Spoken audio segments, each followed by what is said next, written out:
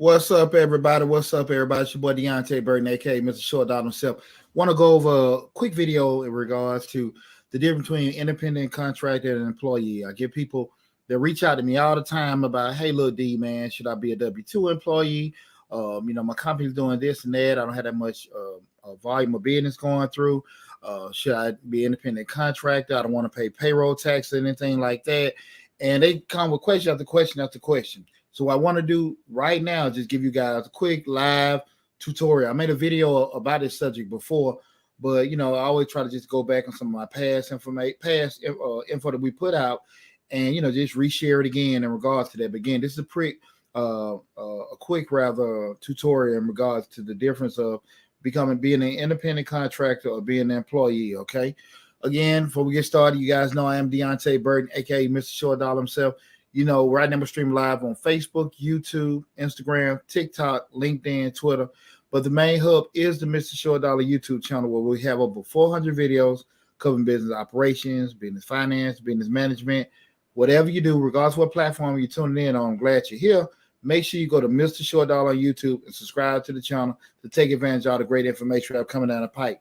Listen, guys, you got any questions, anything like that?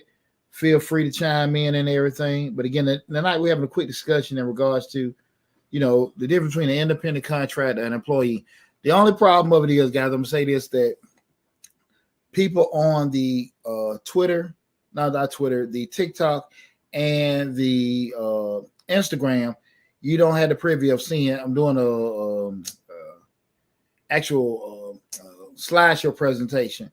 But if you can follow the information what I'm going over. But if you look at Mr. Short on YouTube, Facebook, Twitter, or what's that? LinkedIn, you'll be able to see the slideshow presentation. But regardless, go to the YouTube channel, Mr. Short Dollar, and you'll be able to see the information. Now we're just getting started, guys. Zoom out of this to the side. Right now, again, we're having a discussion regarding the difference between an independent contractor and employee. Now, if you have any questions while we're going over this information, feel free to chime in, because, again, I get tons of questions. People ask in regards, should I, issue a 1099? Should I be a W-2? What's the pros and cons and stuff? So this information is what we're going over. Again, I do have the actual, because I can't do it on Instagram or TikTok. If you're able to, go to Mr. Short Dollar on YouTube. You'll be able to follow the live feed. But again, that's what we're going over tonight. I'm doing this presentation again, showing the difference between being an independent contractor or employee. But I will be taking your questions regardless of what platform you're coming on right now with that, okay? So with that said, one of the first questions is, what's an independent contractor? Independent contractor, we know, is someone that works for a business but is not an employee, and the taxes are never withheld as an independent contractor. Basically, where we're looking at what's an independent contractor, and the difference between that and an employee.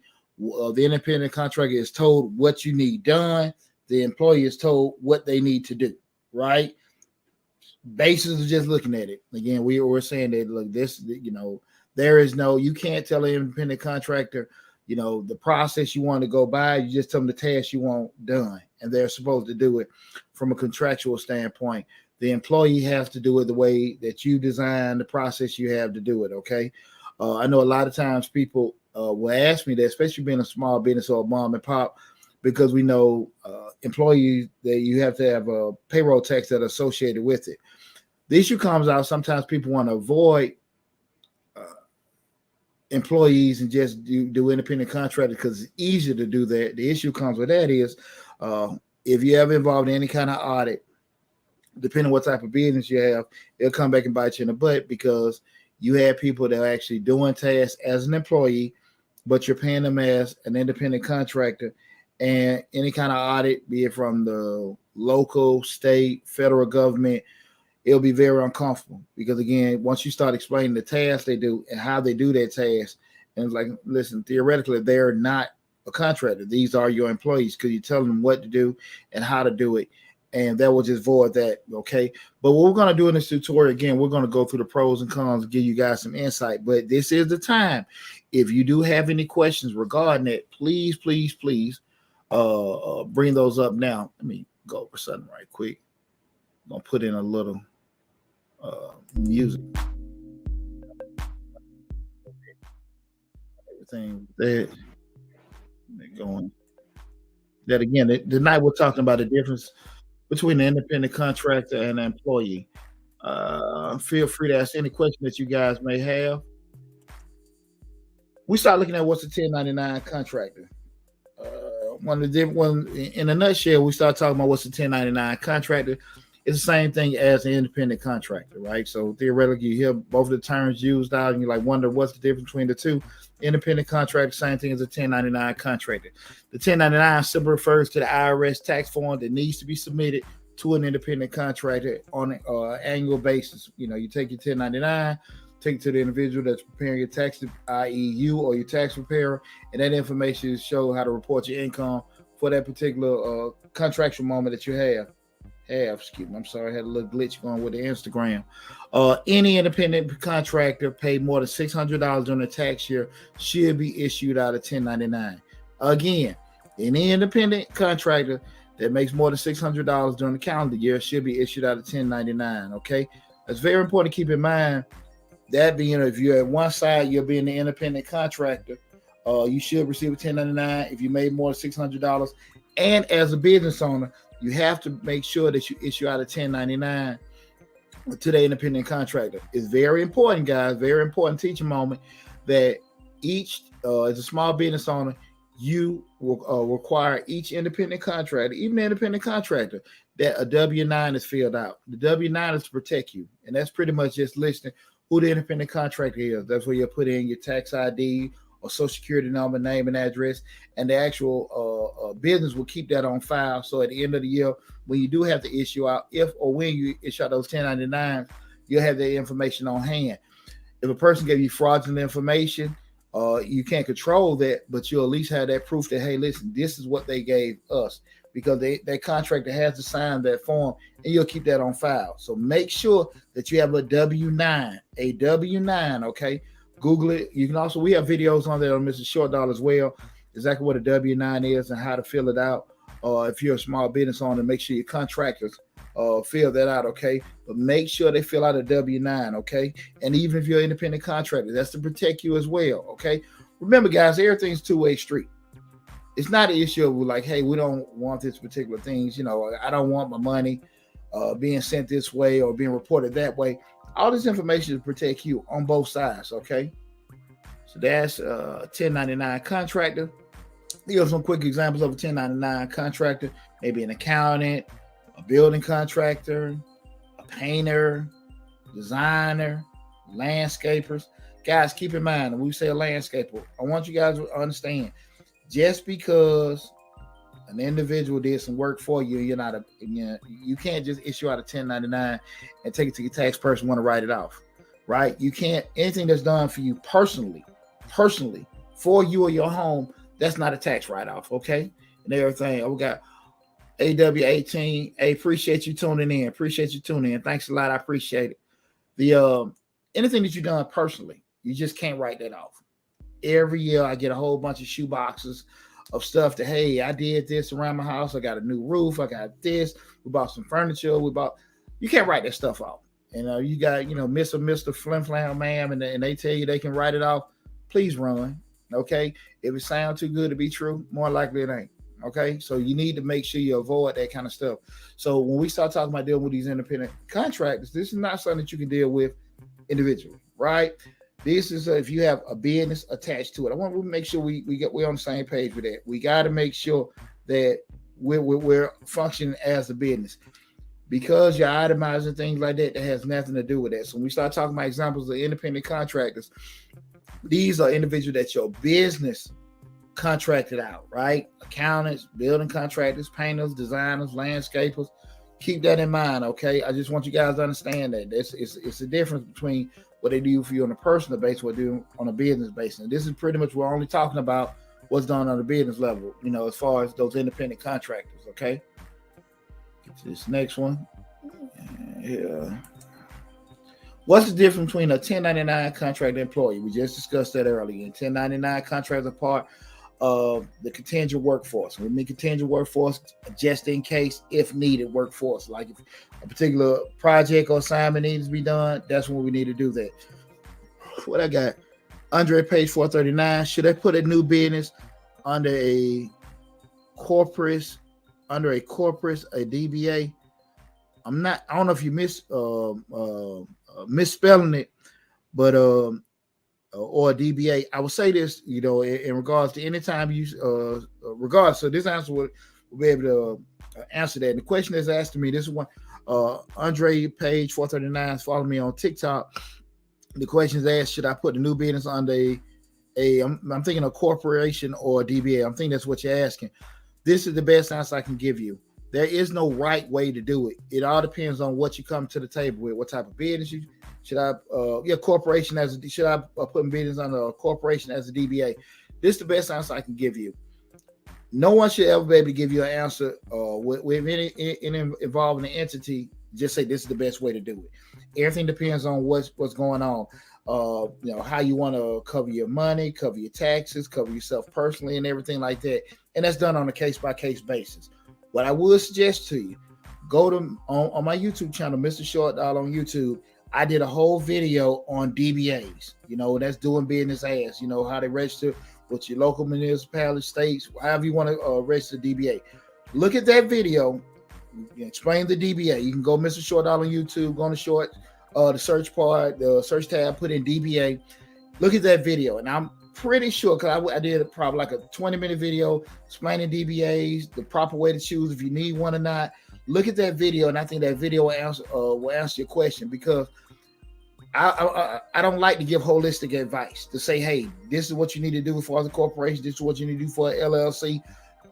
I need some background information of what you come to the table with, what type of business, what you're trying to do, how you want to protect yourself, how you want to move forward with everything. And that's why I like to roll when I give out advice. I'm an accountant. That's why I say I don't give out holistic advice. And the best thing I can tell you is go to the YouTube channel, check out that video on DBAs, and I think it'll give you a lot of insight in regards to different options you will have with DBAs. And I'm sorry, I'm not going to tell you just say this is the best thing to do, but I think once you look at that video, it'll give you enough insight to help you in the right direction. And if it doesn't, I got all my contact information on the YouTube channel, as far as, the office number.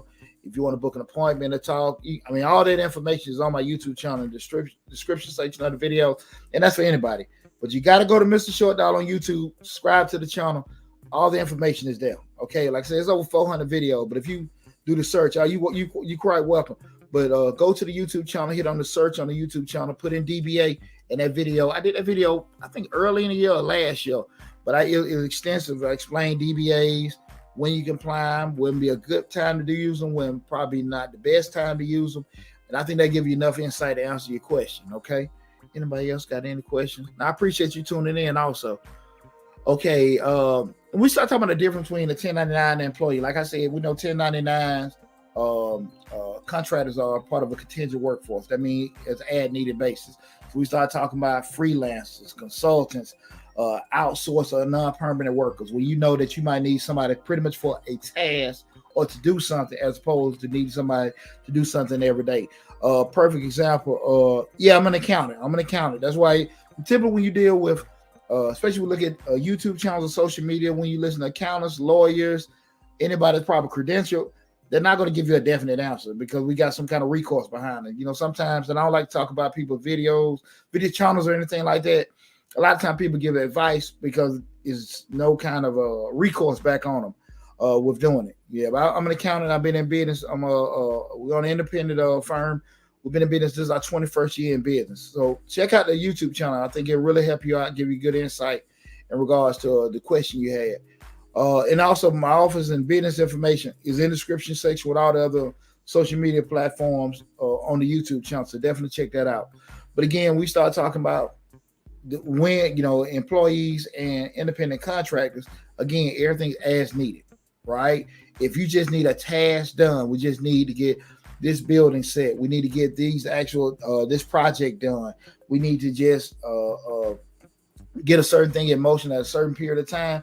That's when we start looking at getting independent contractors. We don't need to hire somebody and keep them long term for that, right? Long term, we start talking about somebody in admin, a person maybe continuous security at the office, things like that, where you may need somebody there on a day-to-day basis. Then we can looking at have them there as an employee, because we're telling them what to do, how to do it, when to be there, things like that. The contractor, we just need them to take care of what? A task, right?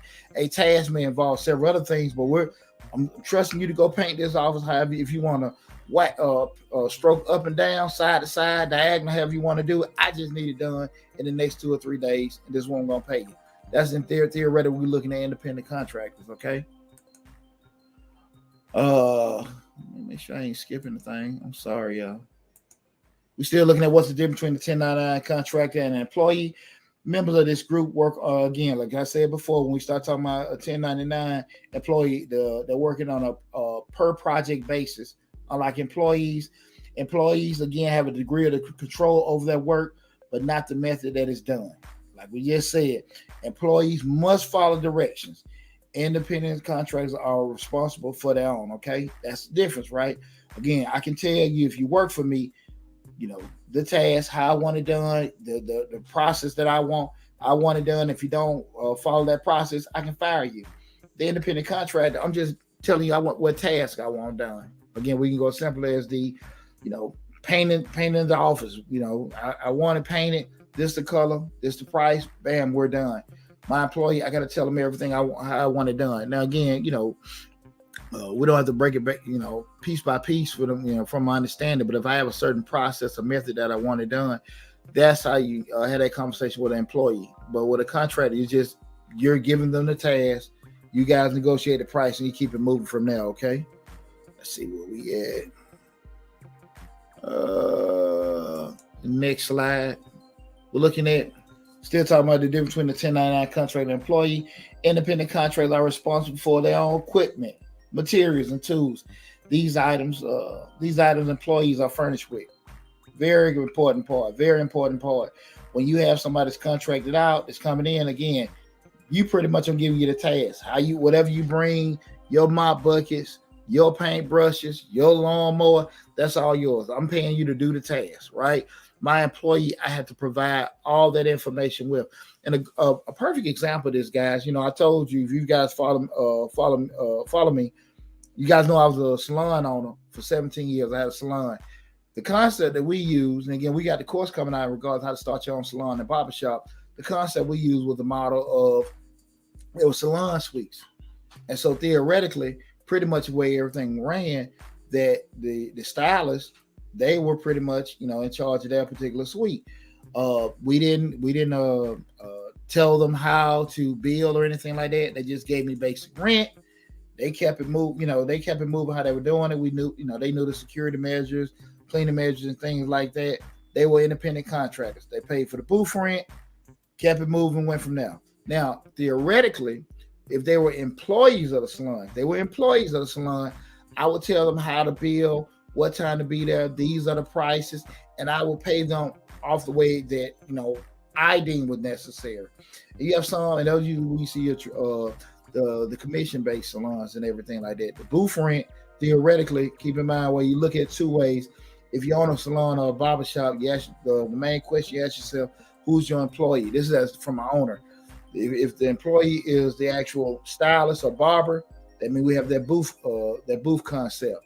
If we say it's the people that's coming in, just the customers off the street, usually that's going to be a commission-based concept, and that's where what I'm paying my barbers or beautician a salary or a wage for whatever particular task they're doing, if that makes sense. So that's the thing about it. When you deal with independent contractors, they're providing their tools and equipment. You got nothing to do with it. Extend it goes back to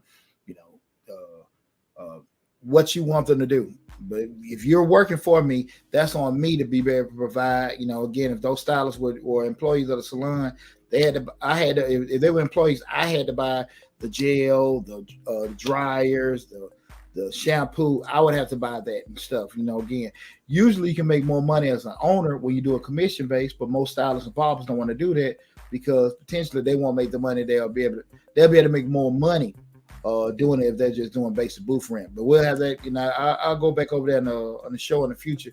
I touched base on previous shows before. D. Jones, thanks for spreading the knowledge, and I appreciate you tuning in. It's been my pleasure. Another thing, employees receive benefits such as health care, 401k, vacation. Independent contractors don't receive these from the project from the project they perform. I tell you guys again, we started talking about that whole walk of entrepreneurship. I don't get PTO. I don't get sick leave. I don't have none of that stuff. So when I get sick, I'm just kind of SOL. So that's the thing. That's not deter you from being self-employed or be a business owner, anything like that. But keep in mind, those are the kind of things you're responsible for. Then the actual, if you're an employee, those things are usually provided for you. Not all jobs provide the same benefit measures, but theoretically, we know that particularly, especially if a job want to be competitive, they want to be able to provide some kind of services, i.e., health insurance, maybe some retirement, things like that. With doing it, but as an independent contractor, everything's on you. Okay, as far as how you're going to be able to structure it out, how you're going to pay for it, you have to acquire those things on your own. Okay. Yeah, this next one. Here's one of the questions. Is it better to hire an employee or a 1099 contractor? Good question. Is it better to hire an employee or a 1099 contractor? So we're going to look at several factors that will determine that. Again, if you're following us on Instagram or TikTok, you can go to Mr. Short Dollar on YouTube and you'll see this whole presentation there. So again, if something coming, if you forget anything about the discussion we discussed this evening, you want to go back and look, check out this video on the YouTube channel. That's where the hub of all the other videos that we have. Like I said, we have over 400 videos on the YouTube channel. Hell, I think we got over 500 that are posted right now on Mr. Short Dollar. I think Change Your Lives, my other YouTube channel, is a little bit over 4, but I think Mr. Short Dollar have over 500 videos. But when we start talking about is it better to hire a 1099 contractor or get an employee, several factors. And those factors are cost, benefits, workers' compensation, and payroll, right? So we start talking about cost. We're looking at the cost of it. You can look at it in terms of, most time it may be more cost effective to actual, you may pay an independent contractor more than you pay your employee over a shorter period of time, but in the grand scheme of things, it may be cheaper to do that, depending on what kind of project or task. If you actually have your employee doing something, you probably have to end up paying them, overtime, other things like that. Well, the totality of that may be more than if you have an independent contractor come doing that particular task. But you can do all the math on the front end to figure that out. We start looking at costs. We start talking about even benefits. Do you really want, somebody that's only going to be doing certain tasks out of the month? You guys know I'm a bookkeeper. So at the end of the week, when you talk about having bookkeeping going on, we only working 2 or 3 months for somebody. You don't need to have me getting no wage or anything like that. Just pay me for the tasks we're doing. Let me knock out those 2 or 3 hours of the month for you. Boom, we keep it moving. So we don't need any kind of insurance benefits or anything like that tied to us. Workers' compensation insurance, depending on how the relationship we just discussed in regards to if they're an employee, as far as you tell them what to do or you just give them a task, the work, you got to factor that stuff in, especially them being an employee. After 3 employees? God, I'm forgetting 3 or 8 employees. Please forgive me, I forgot the number off the top of my head. You have to have offer workers' comp insurance. You have so many employees on your payroll, and I apologize, can't remember off the top of my head what it is, but you have to theoretically have so many employees. Have workers' comp set up. You have so many employees on your payroll. All this stuff got to come in mind when you start looking at, especially we as a business owner, we always have to look at costs associated with doing certain things, right? And also we look at for employees, just payroll taxes. Now you're paying federal taxes on that. You're paying your Social Security and Medicare. You're doing state taxes. You're doing unemployment insurance. All these things got to be factored in regards we start taking on payroll. Don't avoid taking on payroll because of the cost. I would say that because again, that's something that can come back and bite you on the butt if you were supposed to be doing it. Period. If you're supposed to do it the right way. The right way may be an uncomfortable way, but you don't have to go back. When things get rolling, now you got to go back and set this stuff up or pay penalty fees associated on something that you skipped because you felt at the time you didn't have the money. Because I'm telling you now, when you feel like you don't have the money to pay for payroll taxes, things like that, you're really not going to have the money to pay for those penalties and fees to fix that, okay? Got a question. AW18. How will you do to pay back for an employee before payroll taxes is set up? how would you do back pay for an employee before payroll is set up? When you say back pay is set up, for payroll is set up, when you say back pay, that's why I probably need a little clarity with. Are you talking about if you're starting off at one point? Because the question is, how would you do back pay for an employee before payroll set up? The question you ask yourself: did you start off as an independent contractor and then went to a certain point, and then you start off paid on the table? Well, we don't never, again, you're talking to accountants, so we never want to do paid on the table. we want to look at doing it the right way. But let me say this to you: if you say we start payroll off, and then we're looking at everything prior to payroll, if they weren't on the payroll, they weren't on the payroll. But I will tell you this: if you were paying a person under your business account, and then you get payroll set up, but you still had money coming out your business account, you need to report it. Because in the event of an audit, they're going to look at, why was this money coming out for this person from there? At that point, you say, well, listen, they weren't quote unquote an employee. They were a contractor where you made 1099 from the point prior to it, and then start a W-2 employee going after that. But still, we want to look at the relationship, right? You can always get payroll set up here and make adjustments for the things that were done back here, and report that at a later. Say, hey, listen, we're starting up in, October 2022, but they did do some work. I just didn't have a payroll set up for September. You can report that. There may be a penalty or fee associated with it if you do the payroll. But you can also, at the end of the year, say there was a 1099 employee or 1099 contractor and do that. What was the question say? I was advised to do a 1099 for the money that was paid before payroll set up. But that's what I'm saying. That's an option with doing it from the point if you did it earlier, 1099 and then W-2 going forward. Again. And you want to make sure that you're looking at the relationship aspect. And I'm just tell you what I've seen happen, been in business 20 years, and it happens. In the event you have to lay somebody off, or they get hurt, workers' comp or whatever come up, right? And they no, my pleasure. But follow this advice I'm about to tell you, because I've seen this happen more than once. A person is working for you as an employee. At some point, they were 1099 prior to, right? You decide to get everything straightened out. Now they're an employee. In the event they were laid off and they were putting in the certain time that they were working, and it was prior to when you actually started legitimately having that as a W-2, that unemployment body is going to come back and run an audit on you, because you're saying, listen, I only paid them for this period, or they were just a 1099 during that time period. Make sure you got your ducks in a row, because what they're going to come by and do an audit. And when they do that audit, they're going to ask the task they did and how they did the task. If the relationship is deemed that they were an employee, you're going to have some penalties and all of the kind of stuff associated with it. I've seen that movie several times before. So I just want, guys to I'm going to tell you always the right way to do things. You got other kind of options, but I have seen that happen before. And you can just say, well, listen, man, I don't think they'll do this. I don't think they'll do that. I don't think nobody's been burned in business and seen it coming. You're not going to do anything in business like, man, I'm going to do this. And, I know this joker's going to turn around and do some shiesty stuff later on and report some stuff. That ain't going to happen. It's going to happen when you're not expecting it. But just be very, very mindful of that. Okay. So again, if you started with doing that, understand things. I always kind of think about the pros and cons of things that can happen with doing it. Because again, that whole stuff like that happen a lot more than you think.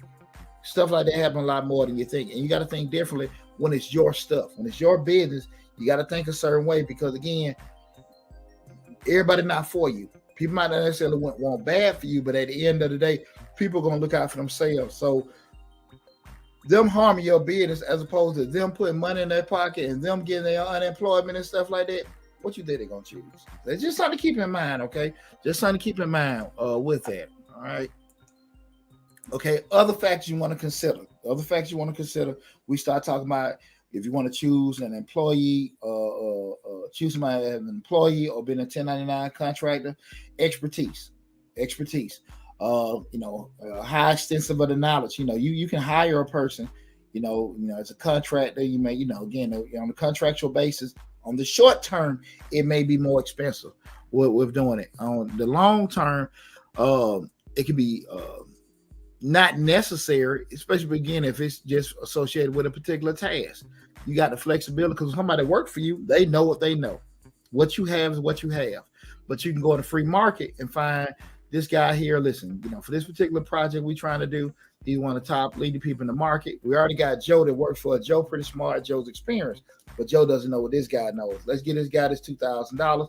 Take care of this project so we can get this $20,000 system set up and everything like that, and we keep it moving. Because again, you're paying for the knowledge this person have, but because you got somebody there that can actually run it, but you need that kind of extra expertise. So these kind of things we're looking at. Also flexibility. When we say flexibility, that means you can cut it off and cut it on. Your employee works for you. Your employee works for you. They're there. They're there stuck. You may just need some seasonal help, right? You got your landscaping business. You got, you 1 or 2 guys. You paying them. They're your employees. You're doing it. You may got a big project. We got to go cut a tree down. We got to do an install on some sod. Any kind of thing that may be out of what you normally do, where you just flexible. I can add a little bit, pull a little bit from it. You may not necessarily need employees for that. You may just want, again, hire them for that particular task. When you start looking at these are the kind of things about what do I need the flexibility about? Because again, once we get them employees, we locked in. We got the payroll taxes and all this other stuff dealing with. We got, labor laws and stuff like that. All this stuff starts once you make them your employee, right? And again, it doesn't mean you don't need them, but again, we start looking at what do you need them for? If it's just something that you need to do at a certain point in time, do you really want to get locked into that kind of thing? Okay, so that's why we're looking at flexibility. Those outsourced tasks, kind of going back to expertise.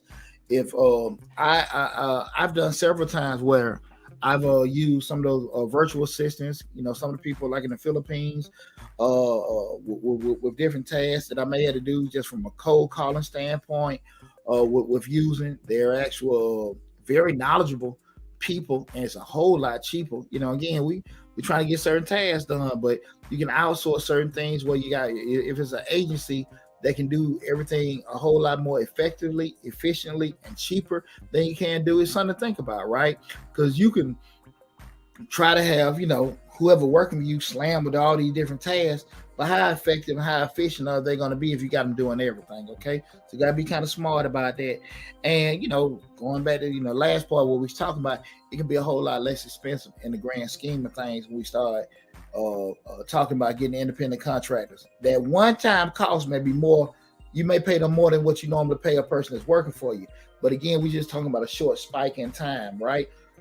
Please, please, please, please, please don't be so engulfed in being cheap when you're in business, okay? Analyze it. Do all that front end math. Get your consultant. You call somebody like me or anybody if you're not really familiar with doing it. But don't be so quick like, man, I got to pay this joker this, pay this joker this, or pay this joker that. Paying that guy to do that particular thing to get it done and get it started, and then you keep moving from there, can save and also make you so much more money as opposed to you trying to be Mr. Expert at everything. You go and mess something up, then you got to pay somebody to fix it, then you got to find somebody else to do it. Listen, be smart about it. And if it's nothing wrong with not doing everything, remember what I always say, guys. The business owner doesn't have to know everything, right? You don't have to know everything. You don't have to be an expert in accounting, expert in management. It is the business owner just need to know. He doesn't have to know a lot about a task. He just need to know a little bit about a lot of stuff. That's it. A little bit about a lot of stuff. That's all you need to be as a business owner. You need to know exactly probably how much time it needs to do this, how much it costs, and be able to do that math at the top. Remember, you working on the business, not in the business. Okay, remember that. Okay, that's how our thought process got to be. We can't be so stuck in trying to bring in $5 all the time, because that's what we're pulling in. If we bring in $2 or $3, we're freed up to make that expand, because that 2 or 3 that we're bringing in is actually bigger than the 5 if we're doing everything. I hope you didn't lose me with that. Sometimes when we get so caught up into making this exposed to this right here can sometimes be bigger than this, because we actually got so much so many people doing certain other things for us is way bigger, right? Keep that in mind, guys, because this in actuality can stunt you. So many times people are so stuck in getting all the money. The money that you get by yourself is capped. It's capped right at this. But you start putting people in place, got your contract, got your employees. This right here is 5 times bigger than all this, right? Because this is not going to grow no further than this. These 2 fingers are actually 100 of these, okay?